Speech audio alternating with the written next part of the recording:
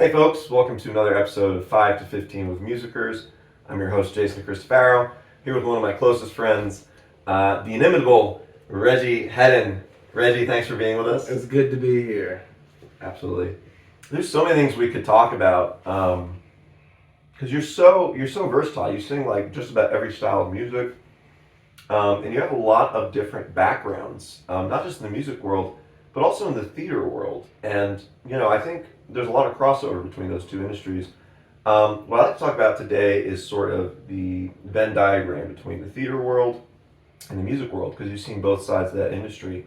So I guess we'll just start with what got you into the theater world, because you're from way out east, rural North Carolina, and then one day you ended up in the Big Apple. So tell us how that happened. Well, I went into theater out of insecurity, actually, about my voice.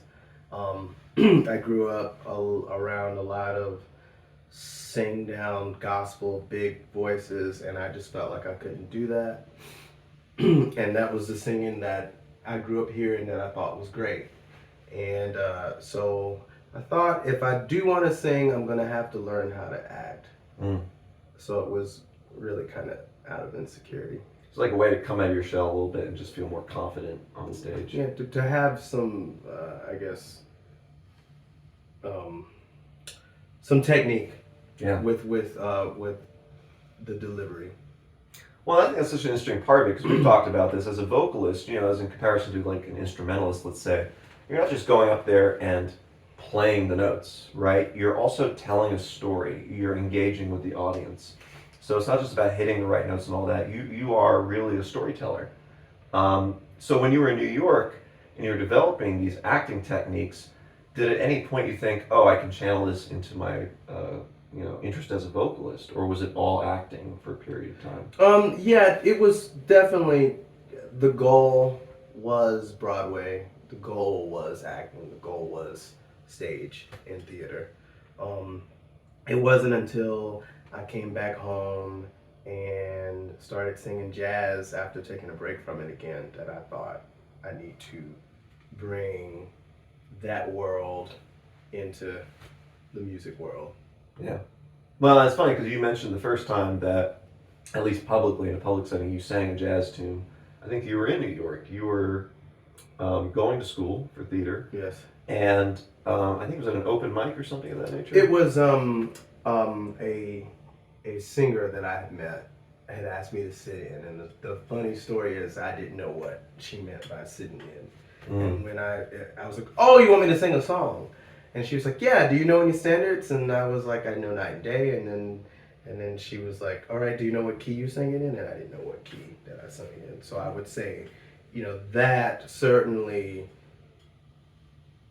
knowing keys, knowing time signature, knowing what the last 8 is, that's definitely more on the musician end versus the training that I got, where so much about, a lot of background knowledge about the material as far as the storytelling, but maybe not the musicality. Sure. In that respect. The technical aspects of the music versus the storytelling part, really knowing the story.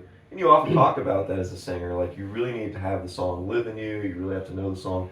It's not just like, oh, I'm going to go up there and read off this thing. And it's kind of like that with acting, I imagine, too, because you have to take on this role, you have to live this character. Yeah. When you're preparing for a performance as a vocalist and you're thinking about a song that means a lot to you, are there any similarities in the process of preparing, learning that song and learning to perform it, or getting ready to perform it? Any similarities between that and when you were preparing for a role as an actor? Yes, absolutely. I will say that my process is I spend about the majority of my time listening to the music, and sort of, what's the word I'm looking for? Seeing what it causes me to feel. Yeah. And the emotions that are the strongest that come through, then I develop a plan on how to act that out, if that makes sense. I like that. So it's not even like an intellectual process. It's more like, what am I feeling? Just with sort of this visceral reaction to it. And then work from that to kind of almost maybe analyze it or be more technical about it. You know, you have, you know, an overall emotion, and then you create a beginning, middle, and end with how to tell that story. Yeah. Well, I think this is a part of there's a very personal. You're bearing your spirit for people, and to some degree, when you're singing or when you're acting, I would imagine, right, playing a role. What do you do to sort of maintain that balance? Because I think that's a side that people don't see. I think especially a lot of non-musicians or non-artists, you know, when they watch a vocalist perform, they just think, oh, it's like a jukebox, and oh, yeah, just sing the song, and you just do it, you know, on the flip of a dime. But it's really not that simple if you're really doing it right. What do you do to sort of maintain a balance so that you feel like, you know, because a gig doesn't always happen on our time when we want it to, right? You know, I can't tell you how many times for me as a performer I've gone to a setting where I'm like, man, I'm not really feeling it tonight, but you got to go and deliver. So as a vocalist, and I say this as someone who's not a vocalist, I imagine that would be perhaps even more challenging because of the level of engagement and the fact that you do have that role as a storyteller.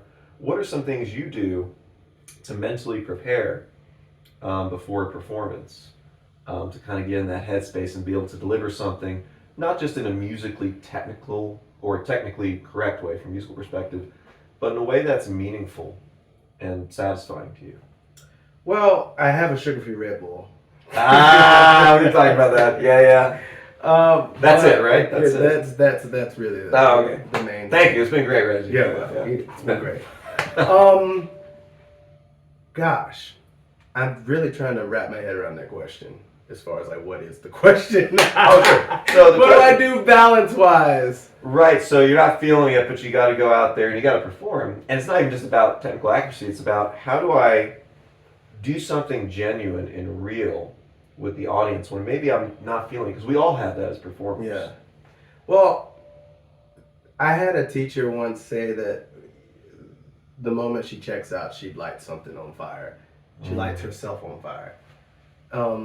And what I feel like she meant by that is she will do something that she didn't plan on doing that makes her feel alive in the moment.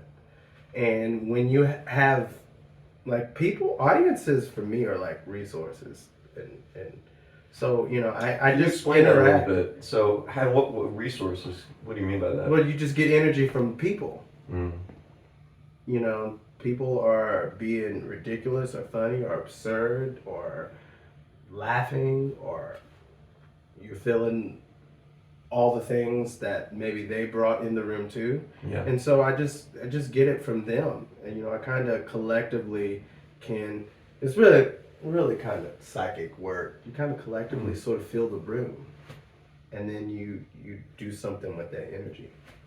That's amazing. Right, so you almost can't even plan it out. You just have to be open, I guess. Yeah, you have to be open. You definitely. I realize maybe that I'm not speaking out as loud as I should, because I don't know.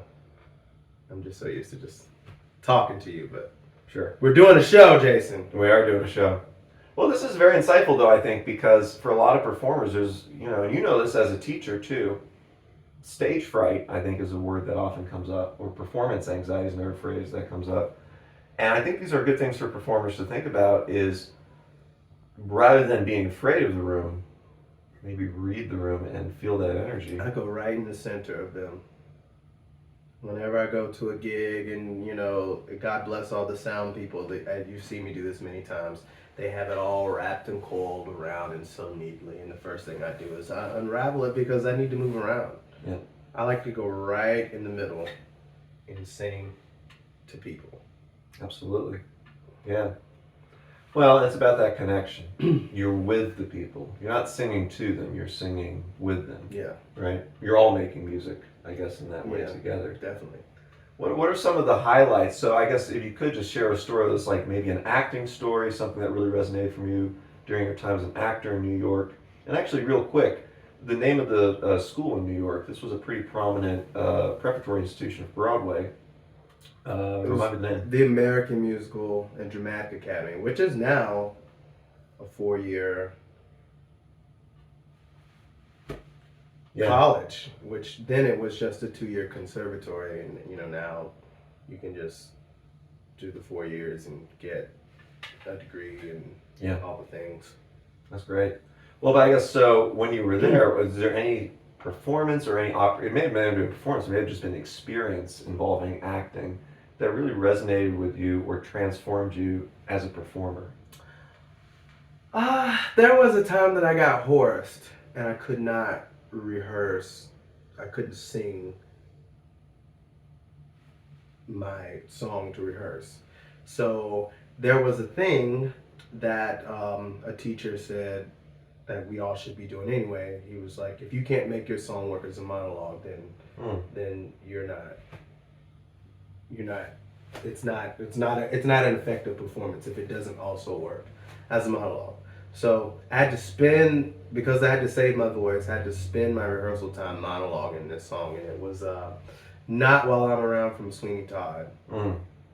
And I got my acting beats down so good that it really was like, by the time I sung, and I felt possessed. Oh, wow. It had a life of its own because the story and the lyrics were so alive in me because I spent time making it work as a monologue. Wow. So that pretty much changed the game when I had that experience. And then he asked me what had I done differently.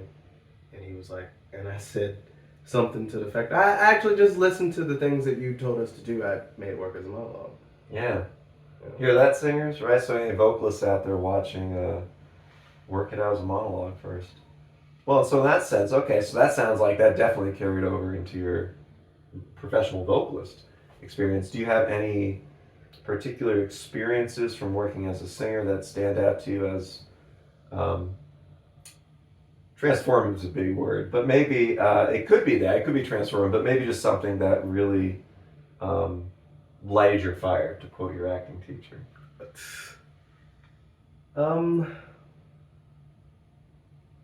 So many.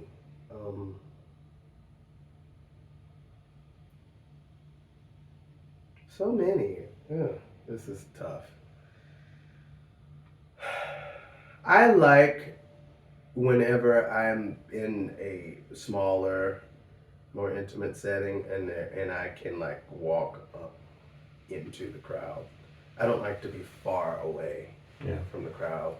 So I will say, like, in settings, I've been performing a lot at the Hound. It's pretty smaller. In settings like that, in settings like Southern Appalachian Brewery, when I can just like walk into the crowd. There's not that distance between you and the audience. It's all integrated.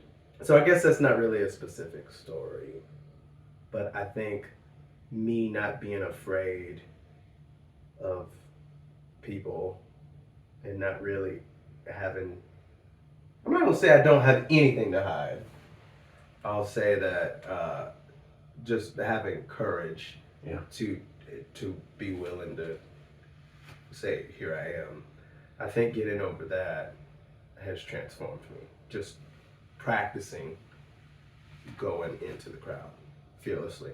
Well, this kind of ties in, we're almost out of time. We could talk for hours about this, and we have, but if you could give a young person, let's say a young vocalist or any young musician or actor or performing artist who's going to this industry and thinking about performance as a career, what's a piece of advice you would give them, especially if they're struggling with making a connection with an audience or feeling comfortable in an audience? What's a piece of advice you would give these people to help them? Take an acting class. Mm-hmm. Take an acting class.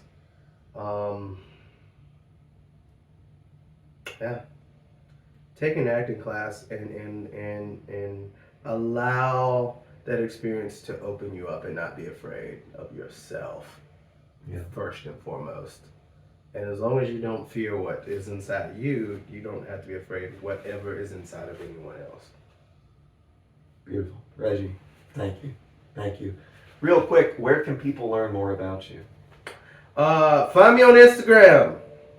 There you go. Under Reggie Headen? No, well, Reggie Headen, but my handle is a General Headen. A General Headen. It's an anagram of Reginald Headen, but find me on there. I post wherever I'm at and what I'm going to do. I'm going to get more sophisticated and have a website and all those things eventually. But for now, just be my friend on Instagram. I love it. Reggie, thank you. Everybody, have a great day. Thank you, Jason. Thank you.